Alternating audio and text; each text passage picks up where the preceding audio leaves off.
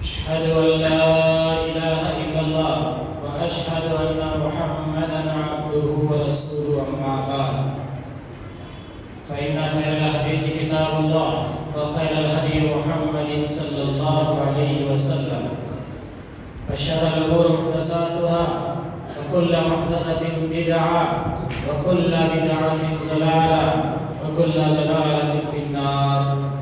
أعوذ بالله السميع العليم من الشيطان الرجيم من همزه ونفخه ونفثه. بسم الله الرحمن الرحيم. يا أيها الناس اتقوا ربكم الذي خلقكم من نفس واحدة خلق منها زوجها وبث منهما رجالا كثيرا ونساء واتقوا الله الذي تساءلون به والأرحام إن الله كان عليكم رقيبا. يا أيها الذين آمنوا اتقوا الله حق تقاته ولا تموتن إلا وأنتم مسلمون. يا أيها الذين آمنوا اتقوا الله وقولوا قولا سديدا يصلح لكم أعمالكم ويغفر لكم ذنوبكم ومن يطع الله ورسوله فقد فاز فوزا عظيما. قال الله تعالى عز وجل: يا أيها الذين آمنوا ادخلوا في السلم كافة ولا تتبعوا خطوات الشيطان إنه لكم عدو مبين. وقال الله تعالى عز وجل: سبحان الذي أسرى بعبده ليلا من المسجد الحرام إلى المسجد الأقصى الذي باركنا لنريه من آياتنا إنه هو السميع البصير. قابل احترام بزرگوں، نوجوان ساتھیوں، پس پردہ سننے والی اسلامی ماں اور بہنوں، اللہ رب العالمین کا بے انتہا فضل و کرم ہے کہ اللہ رب العالمین نے مجھے اور آپ کو اپنی بندگی کے لیے جمع فرمایا۔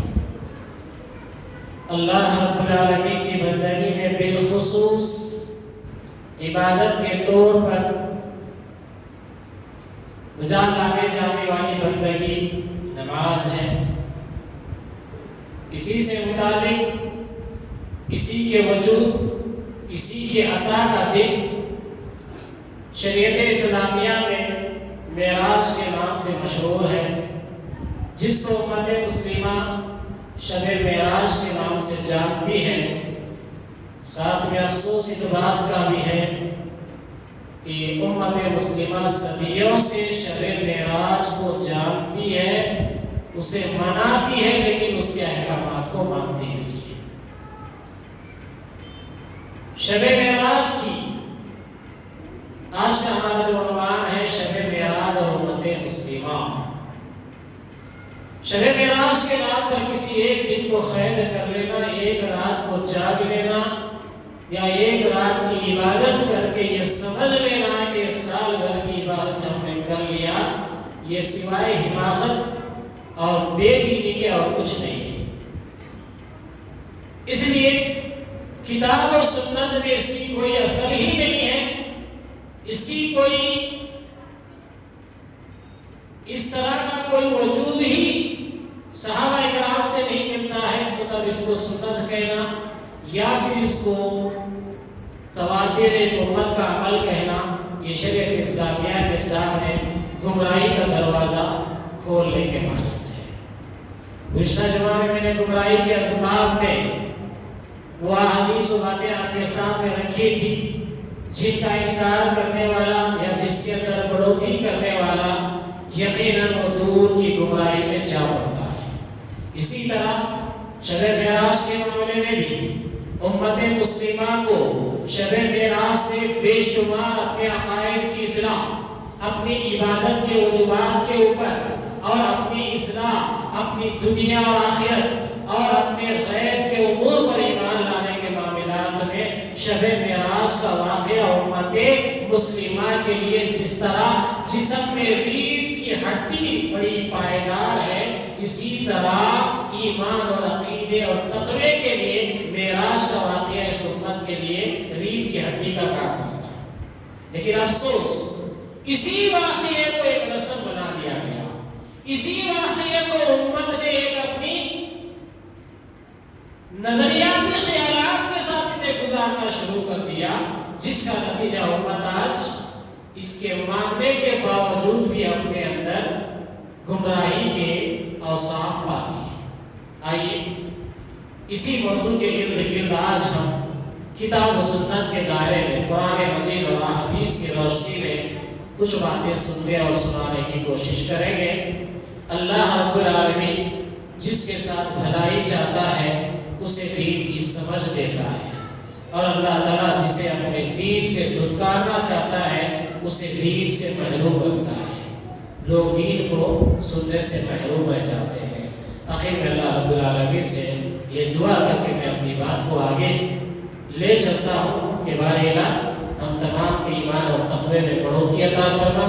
کتاب و سنت کے دائرے میں شب معراج کے جو احکامات ہیں وہ ہمارے دل و ذہنوں میں بسانے اور اس پر کامل ایمان رکھنے کی ہمیں توفیق عنایت فرما، آمین یا رب العالمین۔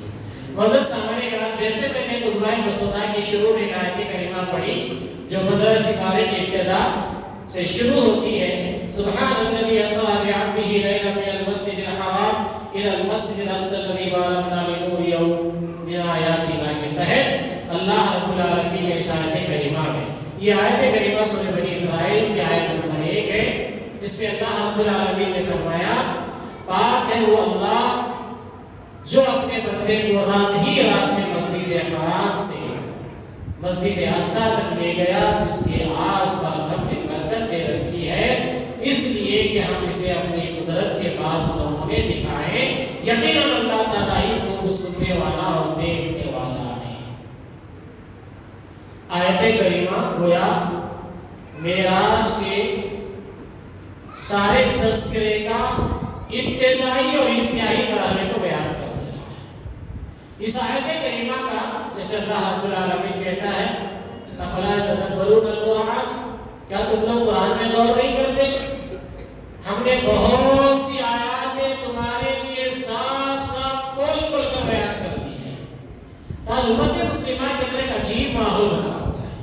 کچھ علماء کھڑے ہو جاتے ہیں، شب معراج آتے ہیں، شب معراج کانفرنس منانے کے لیے شب معراج نیند کی حالت میں ہوئی تھی یا بیداری میں ہوئی تھی، اس کے تذکرے کے لیے شب معراج ہوئی تھی، یا پھر اس کے گفتگو اور بحث و مباحثے کے لیے شب معراج ہوئی تھی، بلکہ شب معراج امت کے لیے عقیدہ و ایمان اور عبادات کے پختہ ہونے کے لیے ایک اہم جز تھا۔ اس کو امت نے اپنے مسلکی بھیٹ چڑھا کر اس نعمت سے محروم ہو کر آج بھی بحث و مباحثے میں اترے ہوئے ہیں، اور یہ سمجھتے ہیں کہ رات جاگ لے تو ہم نے شب معراج کا حق ادا کیا، نہیں جاگے تو پھر آپ گمراہ ہیں۔ اگر آپ نہیں جاگتے ہیں تو آپ گمراہ ہیں، اگر جاگ لیا تو وہ سمجھتے ہیں کہ ہم نے ہدایت کا کام کر لیا، جبکہ نبی کی ہدایت یافتہ زندگی کے اندر یہ عمل نہیں ہے، صحابہ کی ہدایت یافتہ زندگی میں اس کا کوئی عطا پتہ نہیں ہے۔ آئیے اللہ رب العالمین اس آیت کریمہ سے یہ بات واضح طور پر بتا رہا ہے کہ معراج کی شروعات کہاں سے کہاں ہوئی اور کس مقصد سے ہوئی۔ اللہ نے اس کا انٹروڈکشن بھی کروایا، اس کا آغاز بھی سنا دیا، اور اس کا مقصد اس کی انتہا بھی بیان کرتے ہوئے کہہ دی، اس لیے کہ ہم اپنی کچھ نشانیاں اپنے بندے کو دکھانا چاہتے ہیں۔ اللہ اپنی قدرت کی کچھ نشانیاں اپنے بندے محمد صلی اللہ علیہ وسلم کو دکھانا چاہتے ہیں، اس غرض سے معراج ہوئی۔ اور اللہ رب العالمین اس آیت کریمہ میں یہ بات کہہ دی، وہ اللہ رب العالمین جو اپنے بندے کو راتوں ہی رات میں، تو بہت سی راتوں میں نہیں، رات کا ایک حصہ کہے یا پھر رات کا آدھا یا پاؤں کہے تب بھی لغو ہوگی، زیادتی والی بات ہوگی۔ رات ہی رات میں، رات کا ایک حصہ، رات کا کچھ حصہ تھا، اس حصے میں اللہ رب العالمین نے اپنی قدرت کاملہ کے ذریعے سے نبی کریم صلی اللہ علیہ وسلم کو معراج کروایا، اور کہاں سے شروع کروائی وہ بھی ہم نے بتا دیا۔ معراج شروع کہاں سے ہوئی؟ اسریٰ بعبدہ لیلا من المسجد الحرام، مسجد حرم مکہ سے اللہ رب العالمین نے اس معراج کا سفر شروع کروایا بیت المقدس تک،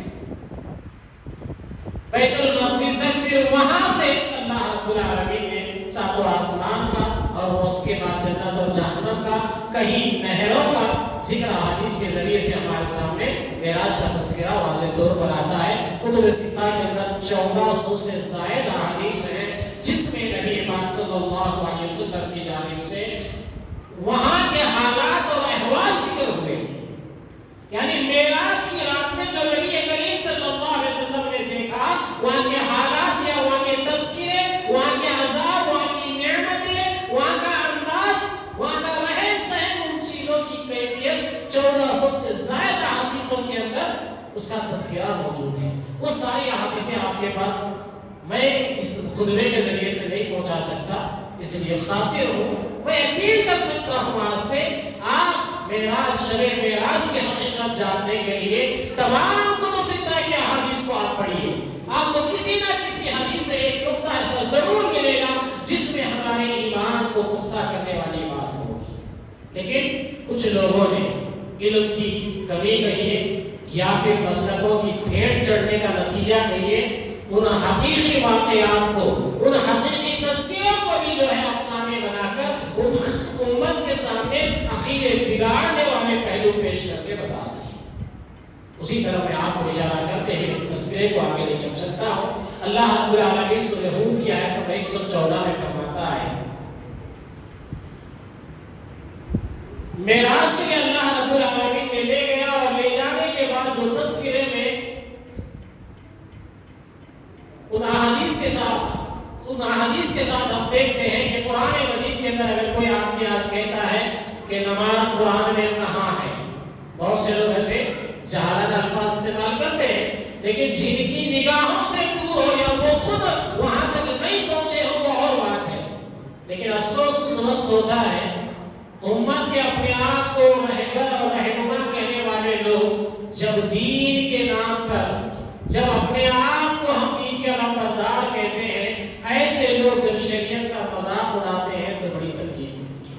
جب ایسے لوگ دین کو ہنسی کھیل تماشا بناتے ہیں تو بڑی تکلیف ہوتی ہے۔ اللہ رب العالمین قرآن مجید کے دروازے دو پر یہ بات اعلان کر دیا ہے، وہ کیا ہے؟ سورہ ہود کی آیت 114 کہہ رہی ہے، دن کے دونوں سروں میں نماز برپا رکھ اور رات کی کئی ساعتوں میں بھی یقیناً نیکیاں برائیوں کو دور کر دیتی ہے۔ یہ نصیحت ہے، نصیحت پکڑنے والوں کے لیے،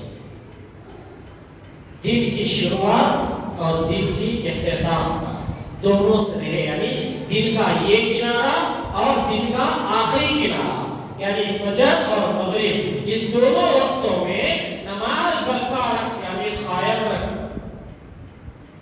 اور رات کی کئی ساعتوں میں، مغرب کے بعد عشاء بھی ہے، عشاء کے بعد آپ آرام کر رہے تو اٹھے تو تہجد بھی ہے، اس طرح رات کی ساعتوں میں بھی اگر آپ کو بندگی کے لیے موقع ہے، آپ کی مزاج میں اگر یہ ہے کہ رب سے میں جڑ جاؤں، تو آپ کو حکم ہے کہ آپ جو ہے ان ساعتوں میں بھی نیکی کریں۔ کیوں؟ یقیناً نیکیاں برائیوں کو دور کر دیتی ہیں۔ اللہ، یہ آیت کریمہ نقشہ کھینچ کر بتا رہی ہے کہ اتنے وقت فرض نہیں ہوئی تھی اپنی نماز، تب سے یہ احکام الہی قرآن میں موجود ہے۔ یہ امت کے ہر دور کے لوگوں کے لیے یہ بات موجود ہے۔ جب نماز فرض ہوئی تو آج اندازہ لگ رہا ہے کہ یقیناً جو ہے صبح اور شام اور اس کے آخری راتوں کے حصے میں اور دوپہر کا ذکر بھی قرآن مجید کے اندر موجود ہے۔ اللہ رب العالمین نے سورہ بنی اسرائیل کی آیت نمبر 78 میں فرمایا، اقیموا الصلاۃ لدلوک الشمس الی غسق اللیل وقرآن الفجر ان قرآن الفجر کان مشہودا۔ یہ شب معراج سے تعلق رکھنے والی وہ آیات ہیں جو میری اور آپ کی زندگی میں ایمان کو تر و تازہ کرتی ہیں۔ مقصد معراج کیا تھا؟ تحفے میں ہمیں کیا دیا گیا تھا؟ مقصد معراج عظیم کارنامے کے بعد رب نے محمد رسول اللہ صلی اللہ علیہ وسلم کو تحفے میں دیا تو صلاۃ دیا، نماز دی۔ اس نماز کے بارے میں اللہ رب العالمین کہتا ہے نماز کو قائم کریں آفتاب کے ڈھلنے سے لے کر رات کی تاریکی تک، اور فجر کا قرآن پڑھنا بھی یقیناً فجر کے وقت کا قرآن پڑھنا حاضر مسلمہ اگر نہیں سمجھتی ہے تو جان لیجئے کہ اللہ رب العالمین کہہ رہا ہے فجر کے بعد کا امت مسلمہ کا قرآن پڑھنا ملائکہ کی حاضری کا وقت ہے. فجر کے وقت کے بعد قرآن کی تلاوتوں کا گھر میں ہونا باعث رحمت خداوندی ہے. آج امت کی اکثریت اس بات سے محروم ہے. آج امت کی اکثریت اس بات سے محروم ہے کہ فجر کے بعد کوئی آدمی اگر پابندی سے بیٹھ کر کچھ آیات کیوں نہ ہو اگر پڑھتا ہے تو یقین جانیے کہ وہ اس امت کے بہترین لوگوں میں سے. لیکن افسوس یہ ہے کہ لوگوں کے پاس نہ آج وقت ہے, نہ ہی کئی لوگ ایسے بھی ہوں گے جن کو فجر ہی نصیب نہ ہوتی. اللہ رب العالمین نے سورہ طٰہٰ کی آیت نمبر 130 میں فرمایا بس ان کی باتوں پر صبر کرو اور اپنے پروردگار کی تسبیح اور تعریف بیان کرتے رہو سورج نکلنے سے پہلے اور اس کے ڈوبنے سے پہلے. اللہ سورج کے نکلنے سے پہلے بھی بندہ نماز کے بعد اللہ کی تسبیح اس کے ذکر میں رہے اور سورج ڈوبنے سے پہلے بھی بندہ اللہ کے ذکر اور اس کے اذکار میں لگا رہے. تو اللہ کے نبی صلی اللہ علیہ وسلم نے اسی پس منظر میں فرمایا کہ فجر اور عشاء کی نماز تمہارے لیے بہترین عبادت ہے. اور اس موقع اور اس وقت کے ماحول سے اللہ کے نبی صلی اللہ علیہ وسلم نے فرمایا جس نے فجر کی نماز پابندی کے ساتھ پڑھی وہ بندہ یقیناً اللہ کے حفظ و امان میں آ جاتا ہے. آج ہر آدمی چاہتا ہے کہ ہم لوگ اللہ کے حفظ و امان میں آ جائیں تو اسے چاہیے کہ وہ فجر کی نماز کی پابندی کرے. تو اللہ رب العالمین ذات کریمہ سے کہہ رہا ہے سورج کے نکلنے سے پہلے اور اس کے ڈوبنے سے پہلے رات کے مختلف وقتوں میں بھی اور دن کے حصوں میں بھی تسبیح کرتا رہے. بہت ممکن ہے کہ تو راضی ہو جائے. تو اس عمل سے کہ بندہ سورج کے نکلنے سے پہلے اور ڈوبنے سے پہلے اگر اللہ کی حمد و ثنا تسبیح بیان کرتا ہے دن کے حصوں میں بھی اللہ کو یاد کرتا رہتا ہے تو اللہ رب العالمین فرماتا ہے بہت ممکن ہے کہ تو راضی ہو جائے. تو اللہ رب العالمین جب ایک بندہ اللہ کی نوخات میں عبادت سے اگر راضی ہے تو امید ہے کہ اللہ رب العالمین اس بندے سے راضی ہو جائے. عبادت کا مقصد رب کی رضامندی تھی. اللہ رب العالمین نے سورہ روم کی آیت نمبر 17 میں فرمایا بس اللہ تعالیٰ کی تسبیح پڑھا کرو جب کہ تم شام کرو جب صبح کرو. یہ اللہ رب العالمین کا اشارہ ہے قرآن مجید کے اندر کہ جب شام ہو جب صبح ہو. کیوں اللہ کے نبی صلی اللہ علیہ وسلم نے فرمایا فجر اور عشاء کی نماز منافقوں کے اوپر بھاری ہوتی ہے. آج امت مسلمہ اپنے گریبانوں میں جھانک کر دیکھ لیں فجر اور عشاء کی نمازوں میں ہماری مسجدوں کا حال کیا ہوتا ہے تو پتہ چل رہا ہے نبی نے نماز کے ذریعے سے اس امت کو پیغام دیا کہ لوگوں ان اوقات کی نماز انہی لوگوں پر بھاری ہوگی جن کے دلوں میں نفاق ہے. اس نفاق سے پاک ہونے کے لیے مجھے اور آپ کو چاہیے کہ ان اوقات کا اہتمام کریں. ان اوقات کے اندر اپنی نماز کے لیے وقت خاص کر نکالیں. اپنے کاموں کو اس وقت ترک کر دیں. کچھ وقت کے لیے ان کاموں سے رک جائیں تاکہ اللہ اس کے رسول کی اطاعت ہو جائے. سورہ روم کی آیت 18 میں اللہ رب العالمین فرماتا ہے تمام تعریفوں کے لائق صرف آسمان اور زمین میں صرف وہی اللہ رب العالمین کی ذات ہے جو تیسرے پہر کو اور ظہر کے وقت بھی تو اس کی پاکی بیان کر. اللہ رب العالمین ظہر کا تذکرہ کرتے ہوئے اس آیت کریمہ میں فرماتا ہے تیسرے پہر پر جو ظہر کا وقت ہے اس کو بھی پابندی سے پڑھنے کا حکم دیا گیا. تو اس اعتبار سے قرآن مجید میں جہاں کہیں ایک وقت کا ذکر یا دو وقتوں کا ذکر یہ بتا رہا ہے کہ نماز 5 وقتہ ہمیشہ سے فرض نہیں آئی ہے بلکہ یہ فرض معراج کے واقعے میں ہوئی ہے. معراج کے واقعے سے اس امت کو 5 وقت کی نمازیں ملی ہے. لیکن رب نے کہا آئیے اب احادیث کی روشنی میں معراج کے تذکرے کو تسلسل کے ساتھ دیکھتے ہیں کیونکہ احادیث بڑی طویل ہے. 2-3 احادیث میں آپ کے سامنے رکھنے کی کوشش کروں گا جس سے مجھے اور آپ کو سارے معراج کا مواد اور سارے معراج کے مقاصد کو اللہ اس کے رسول نے یہاں سمیٹ کر بیان کر دیا ہے۔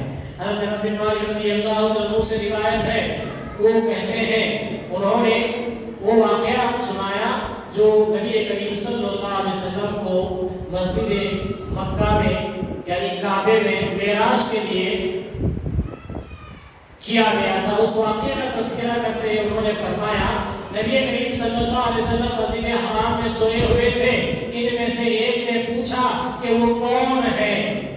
دوسرے نے جواب دیا کہ وہ ان میں سب سے بہتر ہے، اور تیسرے نے کہا کہ ان میں جو سب سے بہتر ہے انہیں لے لو۔ اس رات کو بس اتنا ہی واقعہ پیش آیا۔ نبی صلی اللہ علیہ وسلم فرماتے ہیں کہ میں ایک دن جو ہے حرم مکہ میں سو رہا تھا، اس وقت دو فرشتے آئے، انہوں نے آپس میں گفتگو کرتے ہوئے اس طرح کہا، تیسرے نے کہا ان میں جو سب سے بہتر ہے اسے لے لو۔ اس رات کو بس اتنا ہی واقعہ پیش آیا۔ نبی صلی اللہ علیہ وسلم نے اس کے بعد انہیں نہیں دیکھا یہاں تک کہ وہ دوسری رات آئی۔ دوسرے دن یہ واقعہ پیش آ رہا ہے تو نبی کریم صلی اللہ علیہ وسلم نے فرمایا یہاں تک کہ وہ دوسری رات آئی جب آپ صلی اللہ علیہ وسلم کا دل دیکھ رہا تھا اور آپ کی آنکھیں سو رہی تھی۔ اس جملے کو یاد رکھنا، دل دیکھ رہا تھا آپ کی آنکھیں سو رہی تھی، یہ دوسری رات کا ذکر ہو رہا ہے۔ دل دیکھ رہا تھا اور آنکھیں سو رہی تھی، تو کہتے ہیں کہ ان کی آنکھیں سوتی ہیں، لیکن انبیاء کا معاملہ ایسا ہوتا ہے کہ ان کی آنکھیں سوتی ہیں لیکن ان کے دل نہیں سوتے۔ چنانچہ انہوں نے آپ سے بات نہیں کی بلکہ آپ کو اٹھا کر زمزم کے کنویں کے پاس لائے، یہاں جبرائیل علیہ السلام آپ کا کام سنبھالا اور آپ کے گلے سے دل کے نیچے تک، آپ کے گلے سے دل کے نیچے کے حصے تک آپ نے سینہ چاک کیا اور سینے اور پیٹ کو پاک کر کے زمزم کے پانی سے اسے اپنے ہاتھوں سے دھویا۔ یہ روئے زمین کی سب سے پہلی اوپن ہارٹ سرجری کہیں تو بھیجا نہ ہوگا، کیونکہ آج نوجوان نسل کو یہی باتیں سمجھ میں آتی ہیں۔ اگر میں حدیث کی بات حدیث کی روح سے پڑھ دو تو بچے سمجھیں گے کہ وہ کیا کی چاک تھے، حلق سے سینے تک بول رہے تھے مولوی صاحب، لیکن کیا بولے کی؟ اس لیے اس کی وضاحت میں دور حاضر میں یہ کہا جاتا ہے اوپن ہارٹ سرجری۔ کسی کے دل کے معاملے میں اگر کوئی سرجری ہوتی ہے تو وہ حلق سے سینے کے نیچے تک چیر پھاڑ کر اسے آپریشن کرنے کا نام اوپن ہارٹ سرجری کہتے ہیں۔ تو یہ روئے زمین میں یہ سرجری ہوئی اور کرنے والے کوئی ڈاکٹر ایسے نہیں تھے، نشہ کر کے کرنے والے نہیں تھے، بلکہ روح الامین تمام فرشتوں کے سردار جبرائیل امین تھے وہ ڈاکٹر۔ اللہ کے نبی صلی اللہ علیہ وسلم فرماتے ہیں سینے اور پیٹ کو چاک کر کے زمزم کے پانی سے اسے اپنے ہاتھ سے دھویا، یہاں تک کہ آپ کا پیٹ صاف ہو گیا۔ پھر آپ کے پاس سونے کا تشت لایا گیا جس میں سونے کا ایک برتن ایمان اور حکمت سے بھرا ہوا تھا۔ ہمارے پاس اوپن ہارٹ سرجری ہوتی تو وال لاتے، وہ اسپرنگر لا کے ڈالتے، ٹھیک ہے، یا وہ نہیں ڈالا گیا۔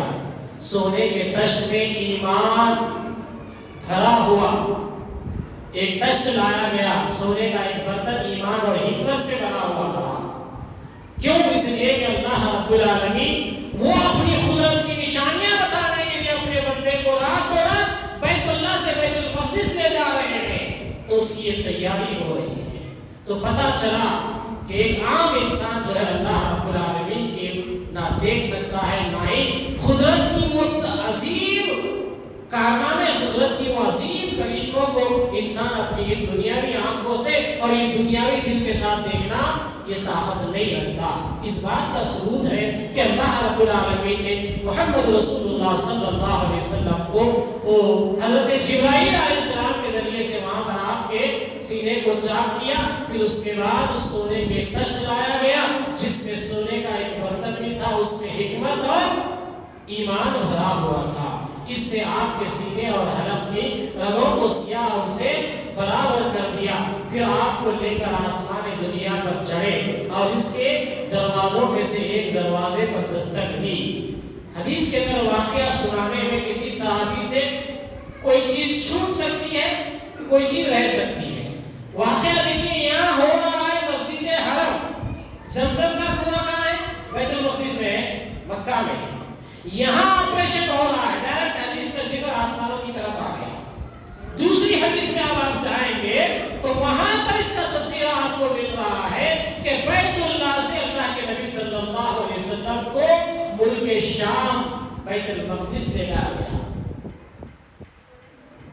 مسجد اقصی سے، جیسے قرآن مجید کی 15 پارے کی پہلی آیت کہہ رہی ہے، وہ اللہ رب العالمین پاک ہے، بابرکت ہے، جس نے اپنے بندے کو راتوں ہی رات میں مسجد حرم سے لے کر مسجد اقصی لے گیا۔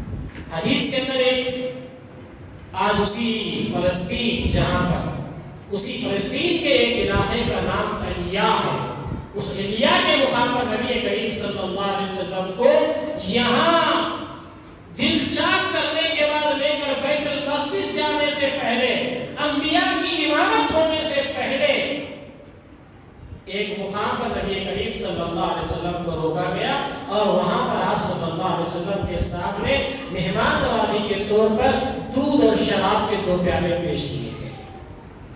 کچھ حدیث میں یہ آسمانوں کے اوپر کا بھی ذکر ہے، لیکن یہاں اس حدیث میں بتایا گیا ہے کہ اللہ کے نبی صلی اللہ علیہ وسلم کو الیا نامی ایک فلسطین کے اس بیت المقدس کے علاقے کا ایک شہر ہے، اس شہر میں نبی صلی اللہ علیہ وسلم کو بطور مہمانی کے طور پر شراب اور دودھ کا پیالہ پیش کیا گیا۔